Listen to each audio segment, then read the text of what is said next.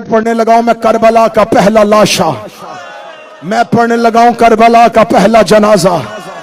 دارالامارہ کی بلندی پہ جناب مسلم تھے۔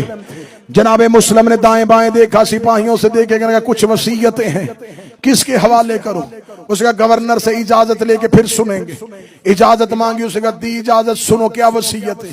مسلم کی آواز آئی، کوفے میں میرے اوپر کچھ قرضہ ہے، میری ذراب میرا گھوڑا بیچ کے میرا قرضہ ادا کر دینا، جو پیسہ بچ جائے وہ غریبوں کی راہ میں تقسیم کر دینا۔ اس کا کوئی دوسری وصیت؟ فرمایا دوسری وصیت یہ ہے کہ مجھے پانی پلایا جائے۔ اس کا تیسری وصیت؟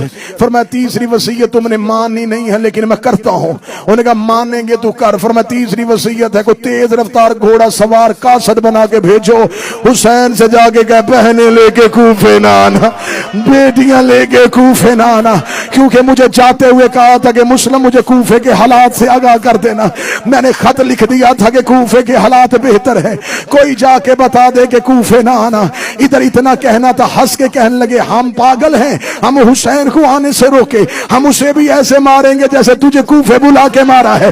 اتنا کہنا تھا، غریب منزل سوک پہ رکا، ہوا کو حسین نے حکم دیا، فرمایا مسلم کے کان میں جا کے میری آواز پہنچا۔ مسلم کے کان میں حسین کی آواز آئی، مسلم میں بہنیں لے کے کربلا جا رہا ہوں، میں بیٹیاں لے کے کربلا جا رہا ہوں۔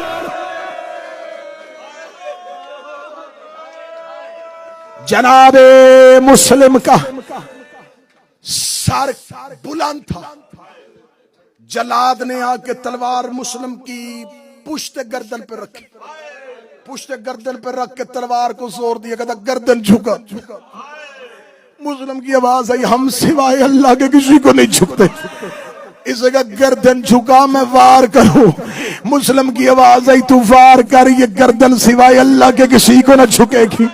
سادات و غیر سادات مجھے معاف کر دینا، اس ملعون نے وار کیا، تلوار کی نوک پہ مسلم کا سر لیا، اس نے مسلم کا لاشا کوفے کے بازار میں پھینکا، اس نے مسلم کا سر کوفے کی گلیوں میں پھینکا۔ ادھر مسلم کا سر کوفے کے بازار میں آ رہا تھا، مسلم کا لاشا دارالامارہ کی بلندی سے آ رہا تھا۔ یا حسین گھوڑے کی زین سے زمین پہ آئے، حسین کا ہاتھ جگر پہ آیا، عباس نے قدموں پہ ہاتھ رکھے، رکھے گا مولا کیا ہوا ہے؟ فرمایا عباس میری انگلیوں کے درمیان تھے۔ عباس کہتا کوئی دارالامارہ کی چھت میں کوئی کٹا ہوا لاشا زمین پہ آ رہا ہے۔ آواز آئی پہچان یہ کون ہے؟